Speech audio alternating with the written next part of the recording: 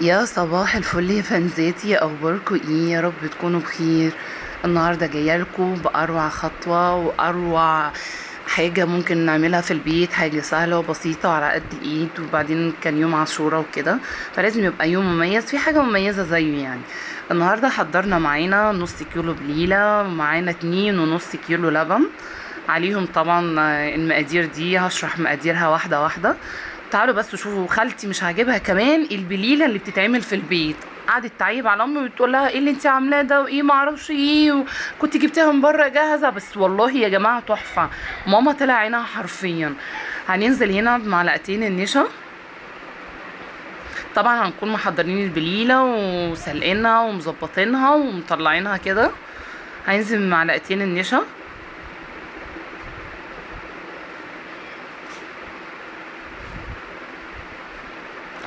وده كيس كريم شانتيه، هننزل معلقتين كريم شانتيه.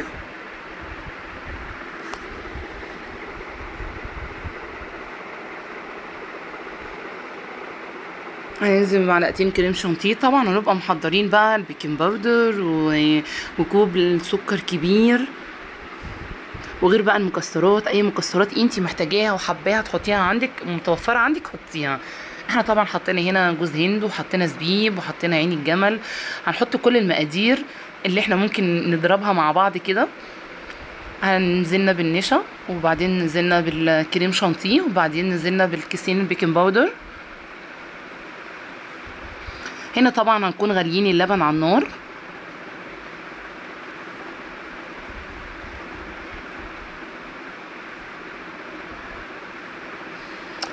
يعني هنسيبه كده يغلي بدرجة حرارة الغرفة. هننزل واحدة واحدة بالبليلة. تحفة يا جماعة، تحفة بجد، أكلتها تحفة. حاجة كده جميلة وخفيفة ويعني سهلة سهلة. لو عندك أطفال ممكن هما.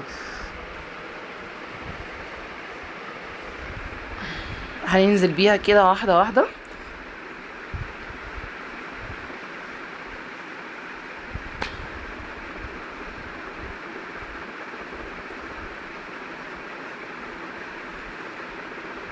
هنقلبها بالراحة عشان تقدر تفك في اللبن. طبعا اللبن هيبقى يعني نص نص، ان هو لسه سخن على النار. وبعدين هننزل بكوباية السكر الكبيرة اللي احنا قلنا عليها.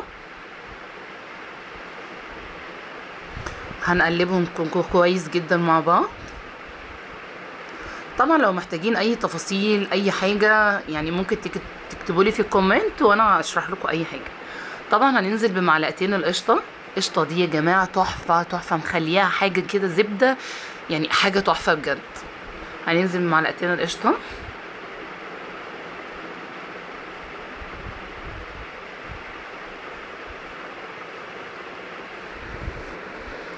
وهنقلبهم كويس مع بعض.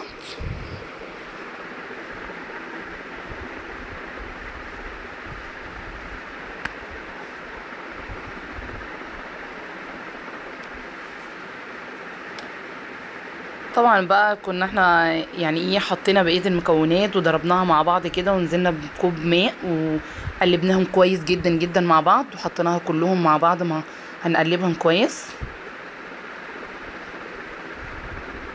وصفاتي سهلة وبسيطة يا جماعة، بجد بجد يعني حاجة حلوة كده، متناول في ايد اي ست هي محتاجاها.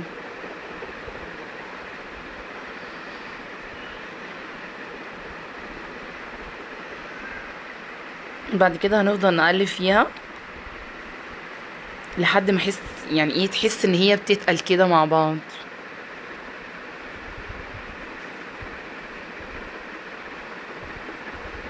حاسين يا جماعة؟ شايفين القوام بتاعها بيتقل كده؟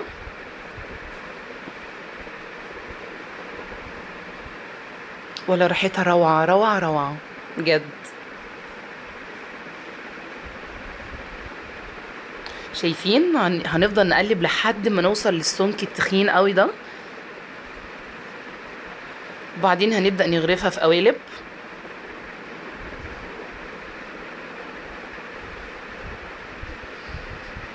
يعني مثلا لو عندك عزومة، عندك ناس جم فجأة، اي حاجة بتبقى موجودة سهلة الاستعمال، بتبقى موجودة في التلاجة، سهل ان انت تطلعيها لأي حد.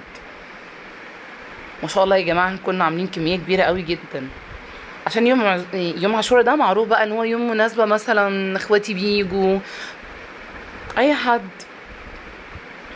هننزل بقى بالمكسرات اللي احنا قلنا عليها، اي مكسرات متوفره عندك هننزل بيها. طبعا نزلنا هنا بجوز الهند والزبيب وعين الجمل.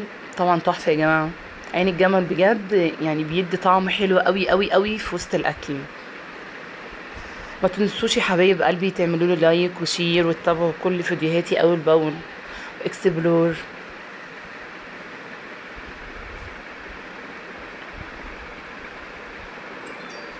تسلموا لي يا حبايب قلبي، الوصلة سهلة وبسيطة.